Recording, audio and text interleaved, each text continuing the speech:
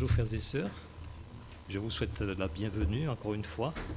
C'est le Seigneur lui-même qui vous accueille. Et le thème de la prédication de ce matin, c'est une femme selon le cœur de Dieu. Une femme selon le cœur de Dieu. Aujourd'hui, les femmes sont à l'honneur puisque c'est la fête des mères. Ce jour particulier dans le calendrier peut raviver dans nos esprits quelques-unes des merveilleuses grâces de Dieu. En effet, si nous sommes là aujourd'hui, c'est parce qu'une mère nous a donné la vie. Elle nous a gardés pendant 9 mois dans son sein et elle nous a permis de voir le jour. C'est une grâce de Dieu, un sujet de reconnaissance. Et si l'on parle de mère, on parle aussi d'enfant implicitement. La naissance d'un enfant est une belle chose, mais l'enfant peut ne pas être désiré. Il peut aussi ne pas connaître son père, sa mère ou les deux à cause de divers ennuis dans la vie. C'est la naissance physique, mais la naissance spirituelle, la naissance d'en haut est une très belle chose parce que c'est l'œuvre de Dieu. Par la nouvelle naissance, nous devenons enfants de Dieu. Quand nous plaçons notre foi en Jésus-Christ, nous devenons enfants de Dieu. Nos péchés sont pardonnés, nous faisons partie de la famille de Dieu. Et l'enfant de Dieu connaît son Père, c'est Dieu lui-même, le Dieu 3 fois saint. Et il a aussi une communion permanente avec lui, par son esprit, par sa parole, par les frères et sœurs aussi. C'est encore une merveilleuse grâce de Dieu. Ce jour de fête de mère est un jour de joie pour les petits comme les grands. Et nous avons vu les petits nous interpréter quelques cantiques inspirés par la parole de Dieu et nous rappeler de grandes vérités.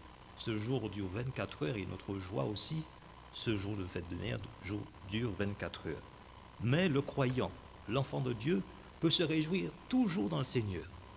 Ce jour de fête des mères, mais tous les jours, il peut toujours se réjouir dans le Seigneur et trouver dans l'adoration de son Dieu un sujet de joie renouvelé. Et ce matin, nous avons adoré notre Dieu en esprit et en vérité, et c'est un sujet de joie renouvelé. Ce jour de fête des mères aussi peut nous rappeler une autre beauté. C'est vrai que ce jour de fête des mères, mais les mères en valeur, elles sont au centre, elles vont briller de 1000 feux. Mais ce jour de fête des mères nous rappelle aussi qu'il y a une autre beauté, c'est la Bible qui nous rappelle, une beauté intérieure. Et cette beauté transparaît quand on lit le proverbe 31, et en particulier le verset 30 qui nous dit, je vous le lis, « La grâce est trompeuse et la beauté est vaine. La femme qui craint l'Éternel est celle qui sera louée. » Proverbe 30, 31. Nous voyons des yeux de belles choses, mais Dieu voit aussi de belles choses dans le cœur. Et une femme qui craint l'Éternel est belle aux yeux de Dieu. J'aimerais, ce matin, vous parler d'une femme que Dieu va utiliser pour sa gloire et pour le bien de son peuple. C'était une époque où le peuple d'Israël passait par des moments de ténèbres spirituelles.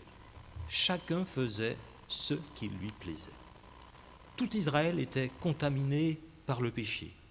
La maison même de Dieu, le tabernacle, était devenu une maison de débauche à cause du péché de 2 sacrificateurs, Ophni et Phiné, les fils d'Élie. Ces 2 hommes, Ophni et Phiné, méprisaient les offrandes de l'Éternel. Ils prenaient pour eux la meilleure part des offrandes et usaient même de force à certains moments. Ils maltraitaient les adorateurs et bafouaient la loi de l'Éternel. Non contents de cela, ils profitaient de leur statut de sacrificateur pour coucher avec les femmes qui s'assemblaient à l'entrée de la tente d'assignation. Et c'est à ce moment-là, à ce moment de ténèbres spirituelles, qu'apparaît une femme qu'on appelle Anne. Et Dieu va s'en servir pour accomplir un renouveau, un renouvellement dans la vie de son peuple. Anne apparaît au moment où Israël a besoin de dirigeants fidèles attachés à Dieu. Et l'Éternel va utiliser Anne, une maman, pour former cet homme de Dieu. Samuel, le fils d'Anne, c'est cet homme de Dieu dont nous allons parler ce matin. Très jeune, son caractère est marqué par l'influence de sa mère. Voyez l'importance de la maman. Très jeune, son caractère est marqué par l'influence de sa mère. L'influence d'Anne, en tant qu'épouse et mère pieuse, est attribuable aux 3 grands amours de sa vie. Anne, tout d'abord, aimait son mari. Ensuite, Anne aimait son Dieu. Et finalement, Anne aimait son foyer. Regardons cela dans la Bible et ouvrons nos Bibles dans 1 Samuel, chapitre 1, versets 1 à 28. 1 Samuel, chapitre 1, versets 1 à 28. Alors c'est après le livre de Ruth, 1 Samuel.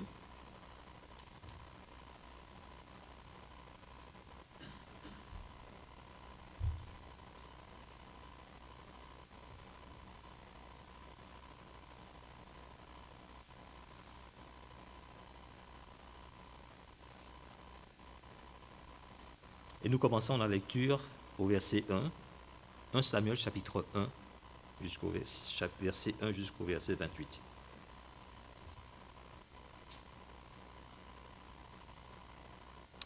Il y avait un homme de Ramathaïm Sophim, de la montagne d'Éphraïm, nommé Elkana, fils de Jéroham, fils d'Élihu, fils de Tohu, fils de Tsu, Éphrasien. Il avait 2 femmes, dont l'une s'appelait Anne et l'autre Pénina. Pénina avait des enfants, mais Anne n'en avait point. Chaque année, cet homme montait de sa ville à Silo pour adorer l'Éternel des armées et pour lui offrir des sacrifices. Là se trouvaient les 2 fils d'Éli, Ophni et Phiné, sacrificateurs de l'Éternel. Le jour où Elkana offrait son sacrifice, il donnait des portions à Pénina, sa femme, et à tous les fils et à toutes les filles qu'il avait d'elle. Mais il donnait à Anne une portion double, car il aimait Anne, que l'Éternel avait rendue stérile. Sa rivale lui prodiguait des mortifications pour la porter à s'irriter de ce que l'Éternel l'avait rendue stérile. Et toutes les années, il en était ainsi. Chaque fois qu'Anne montait à la maison de l'Éternel, Pénina la mortifiait de la même manière. Alors, elle pleurait et ne mangeait point. Elkana, son mari, lui disait « Anne, pourquoi pleures-tu et ne manges-tu pas? Pourquoi ton cœur est-il attristé? Est-ce que je ne vaux pas pour toi mieux que 10 fils ?»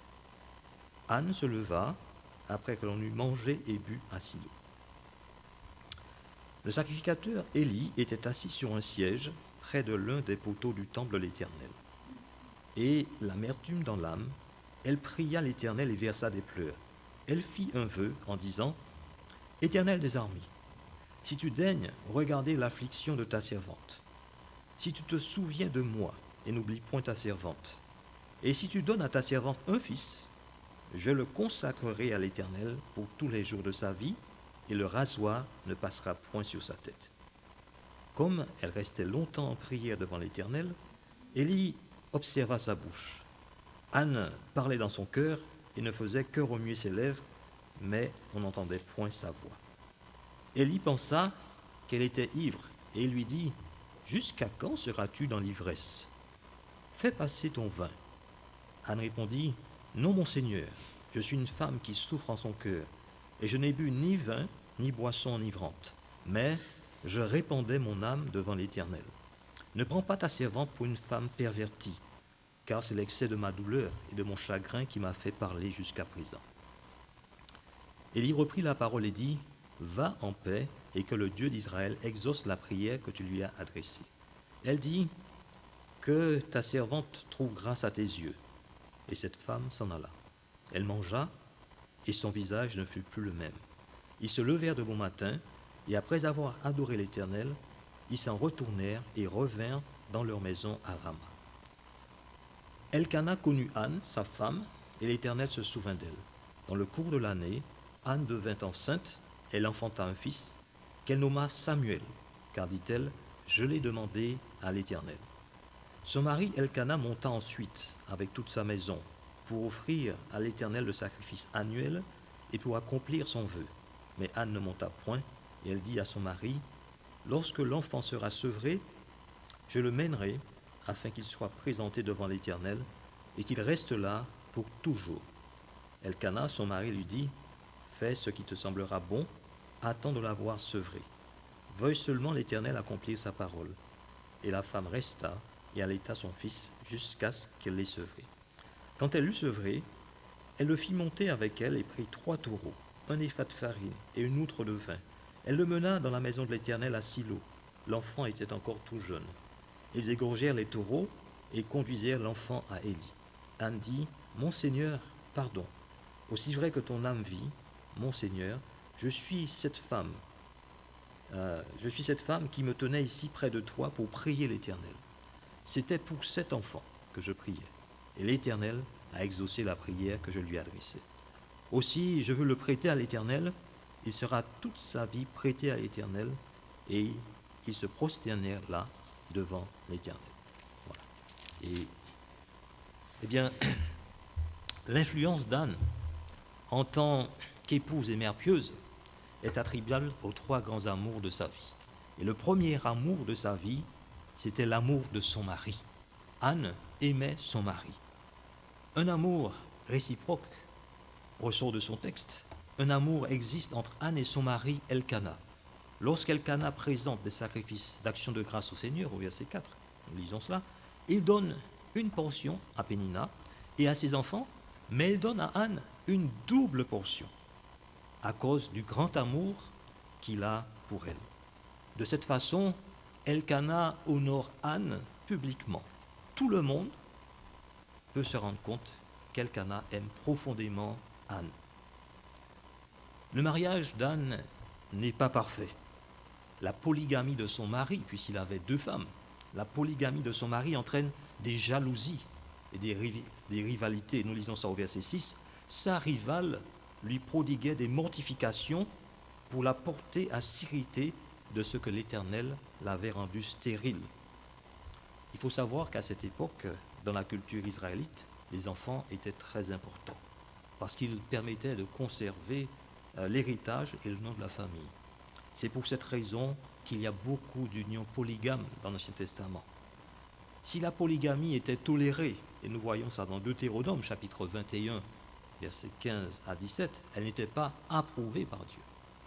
Dès le commencement, la volonté de Dieu en ce qui concerne le mariage était la monogamie. Et c'est en Genèse chapitre 2, verset 24, nous lisons « L'homme quittera son père et sa mère et s'attachera à sa femme, et les deux deviendront une seule chair. » Ce n'est pas question de plusieurs femmes, mais d'une seule femme, et de s'y attacher pour former une seule chair. L'apôtre Paul, dans sa première lettre aux Corinthiens, soulignera aussi clairement la volonté de Dieu en ce qui concerne le mariage quand il écrit aux Corinthiens, 1 Corinthiens chapitre 7, verset 2, que chacun ait sa femme et que chaque femme ait son mari. La désobéissance à ce principe a toujours eu des conséquences néfastes, et nous le voyons dans l'Ancien Testament où il y a eu beaucoup de femmes et beaucoup de problèmes. Un mari, une femme, c'était la volonté de Dieu. Malgré les tensions qui existaient, le mariage d'Anne est solide. Elkana aime sincèrement Anne et il sait qu'Anne l'aime aussi. Il va essayer de la réconforter en lui rappelant avec tendresse l'amour qu'il a pour elle. Et dans 1 Samuel chapitre 1, versets 8 à 9, nous lisons Elkana, son mari, lui disait « Anne, pourquoi pleures-tu et ne manges-tu pas? Pourquoi ton cœur est-il attristé? Est-ce que je ne vaux pas pour toi mieux que 10 fils ?» Et vous voyez, ces paroles vont quelque peu consoler Anne pour l'instant, puisqu'on voit après au verset 9, Anne se leva après que l'on eut mangé et bu à Silo. L'amour qu'éprouve Anne pour son mari est la première clé qui nous aide à comprendre la grande influence qu'elle exerce en tant que mère. L'amour entre Marie et sa femme est la clé d'une famille en bonne santé. Ce n'est pas uniquement l'amour des parents pour leurs enfants qui fait la force, la santé de la famille. La santé d'une famille repose avant tout sur le mariage, sur l'amour de Marie pour sa femme. C'est le principe que l'apôtre Paul rappelle dans sa lettre aux Éphésiens, et je vous invite à prendre Éphésiens chapitre 5 pour voir ce que le Seigneur voulait dans les liens du mariage. Éphésiens chapitre 5, à partir du verset 22.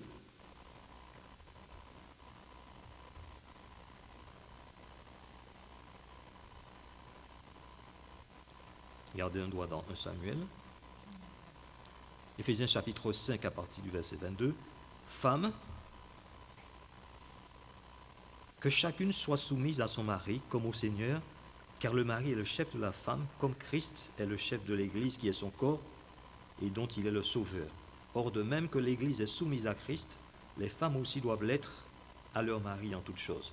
Marie que chacun aime sa femme comme Christ a aimé l'Église et s'est livré lui-même pour elle, afin de la sanctifier en la purifiant et en la lavant par l'eau de la parole, pour faire paraître devant lui cette Église glorieuse, sans tache, ni ride, ni rien de semblable, mais sainte et irréprochable. C'est ainsi que le mari doit aimer sa femme comme son propre corps. Celui qui aime sa femme s'aime lui-même, car jamais personne n'a haï sa propre chair, mais la nourrit et en prend soin, comme Christ le fait pour l'Église, parce que nous sommes membres de son corps. C'est pourquoi l'homme quittera son père et sa mère, s'attachera à sa femme, et les deux deviendront une seule chair. Ce mystère est grand. Je dis cela par rapport à Christ et à l'Église.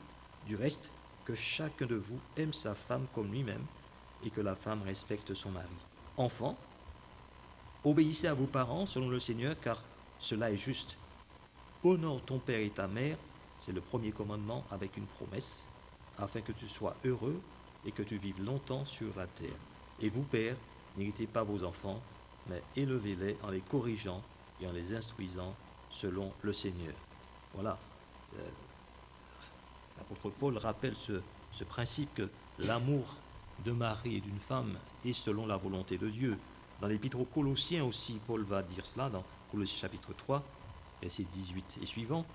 L'apôtre Pierre aussi va rappeler ce principe de l'amour d'un mari et d'une femme dans 1 Pierre chapitre 3, versets 1 à 7. Sans Christ, chaque homme, chaque femme, chaque enfant, tout être humain vit selon ce qui lui semble bon, accomplissant les volontés de la chair et de ses pensées. Éphésiens chapitre 2 nous rappelle ces choses, que sans Christ, chacun fait un peu comme il veut, il vit selon les convoitises de sa chair et de ses pensées. Le péché met du désordre dans la vie entière et dans les relations de l'homme avec ses semblables. Relations entre le mari et la femme, relations entre les enfants et les parents, relations entre les employés et les employeurs, relations entre les hommes et les autorités. Et nous voyons ça d'une façon criante actuellement.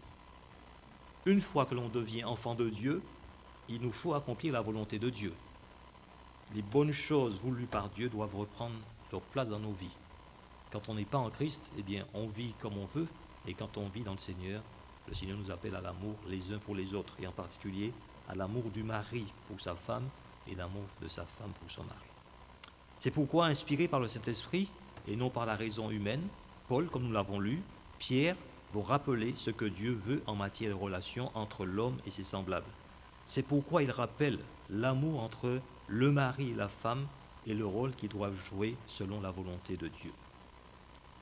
Dans le plan de Dieu, le mariage, l'amour entre le mari et sa femme est la vraie clé d'une famille en bonne santé. Il y a plus.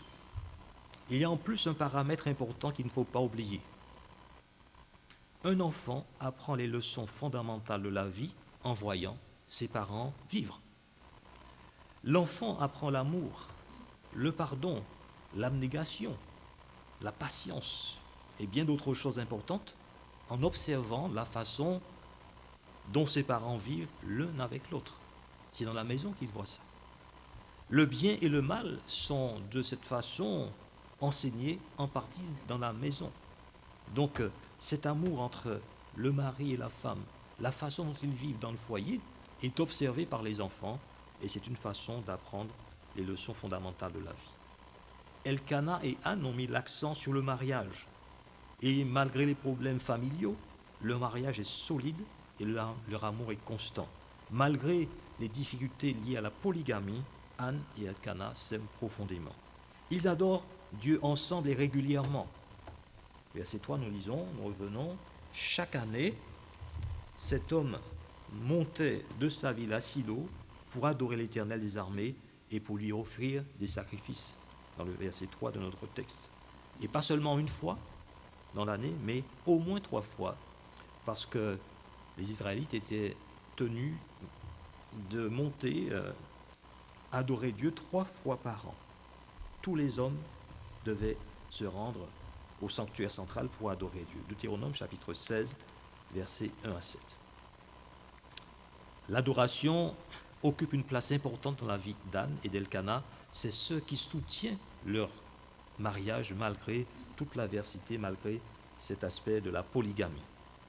Anne aimait donc son mari, c'était son premier amour. C'est ce qui fera d'elle une épouse pieuse et une femme influente, une mère influente. Mais elle est animée d'un deuxième amour, encore plus grand, qui va renforcer son caractère de mère pieuse et influente. Le deuxième amour d'Anne, c'est qu'elle aimait les choses d'en haut. Anne aimait son Dieu. Anne aimait son Dieu profondément. Elle est attachée aux choses d'en haut et non à celles qui sont sur la terre. Son amour pour Dieu et les choses d'en haut se voit dans sa vie de prière fervente dans ce texte. Ce n'est pas pour elle-même qu'elle veut le fils, ce n'est pas pour elle-même qu'elle veut un enfant. Elle veut un enfant pour s'occuper de lui et le redonner au Seigneur. Rachel avait prié « Donne-moi des enfants ou je meurs ». Anne ne prie pas pour des enfants, mais elle prie pour un fils. Si Dieu lui donne un fils, elle le lui redonnera pour qu'il soit à son service. C'est ce que nous lisons dans sa prière, et nous regardons verset 11, 1 Samuel chapitre 1 verset 11, elle fit un vœu en disant « Éternel des armées, si tu daignes regarder l'affliction de ta servante, si tu te souviens de moi et n'oublie point ta servante, et si tu donnes à ta servante un fils, je le consacrerai à l'Éternel pour tous les jours de sa vie, et le rasoir ne passera point sur sa tête. » Voilà, elle ne voulait pas seulement un fils pour elle, mais elle voulait un fils pour l'Éternel.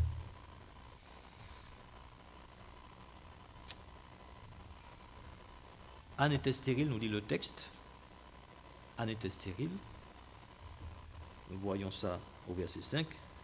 Quand Elkana dit « Mais il donnait à Anne une double portion, car il aimait Anne que l'Éternel avait rendue stérile. » Anne était stérile, mais on n'entend pas se plaindre.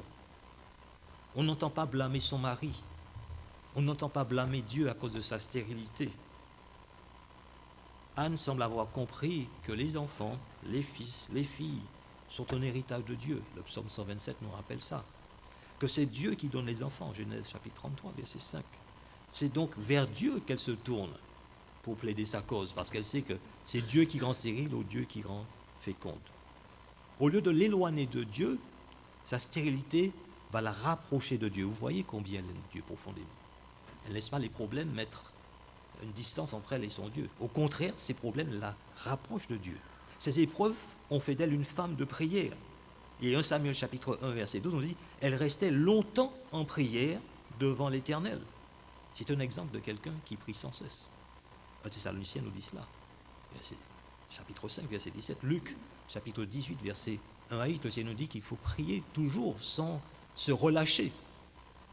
Eh bien, Anne était cet exemple de femme de prière qui restait longtemps en prière devant l'Éternel. La prière d'Anne indique qu'elle désire consacrer totalement son enfant à Dieu. Je le consacrerai à l'Éternel pour tous les jours de sa vie, et le rasoir ne passera point sur sa tête. C'est la fin du verset 11 qui dit cela. Ne jamais couper les cheveux était l'une des 3 conditions à remplir lorsqu'on fait vœu de Naziréa. Dans Nombre chapitre 6 verset 1 à 9, c'est-à-dire lorsqu'on fait le vœu de servir exclusivement Dieu une partie de sa vie. Le vœu de Naziréa est habituellement temporaire. Les Lévites aussi servent Dieu dans le tabernacle à tour de rôle et pendant un certain nombre d'années. Anne désire que son fils soit un homme pieux qui sert et glorifie Dieu toute sa vie, pas seulement un instant, mais toute sa vie. Alors regardons à nouveau ce verset 12.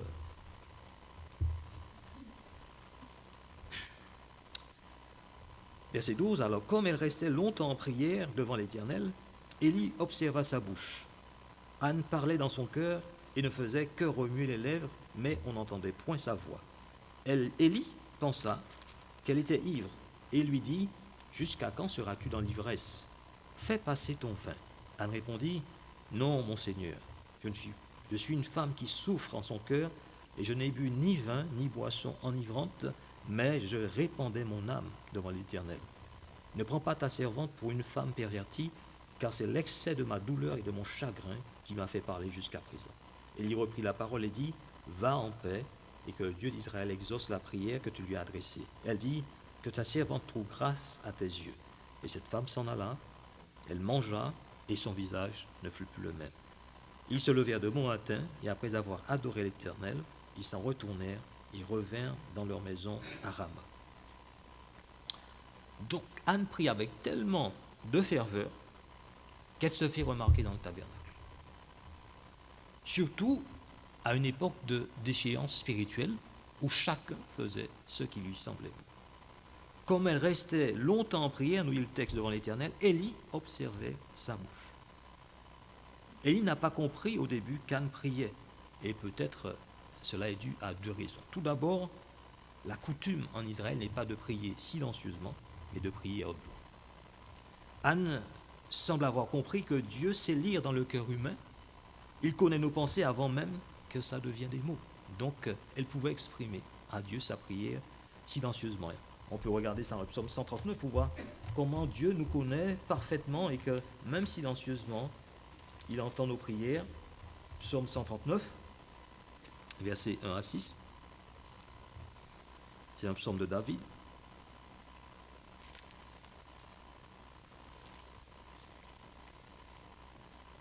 Éternel, tu me sondes et tu me connais. Tu sais quand je m'assieds et quand je me lève. Tu pénètres de loin ma pensée. Tu sais quand je marche et quand je me couche. Et tu pénètres toutes mes voies. Car la parole n'est pas sur ma langue, que déjà, ô Éternel, tu la connais entièrement. Tu m'entoures par derrière et par devant, et tu mets ta main sur moi. Une science aussi merveilleuse est au-dessus de ma portée. Elle est trop élevée pour que je puisse la saisir. Voilà, nous pouvons, le Seigneur lit dans les cœurs. Et donc Anne était en train de prier en silence parce qu'elle savait que Dieu lit dans les cœurs. Donc une première raison pour laquelle peut-être Élie n'a pas compris qu'Anne était en train de prier, parce qu'elle priait silencieusement et qu'à cette époque on priait plutôt à haute voix.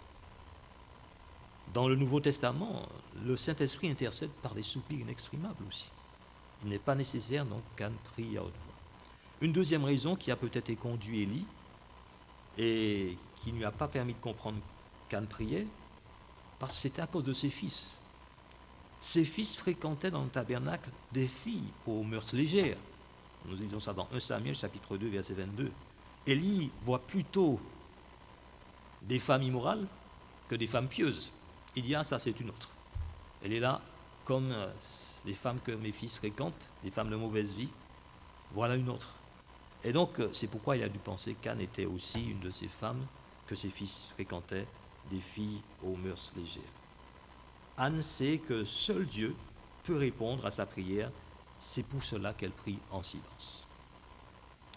Que voit-on au verset 18 ? Et on revoit le verset 18 d'Anne, Samuel.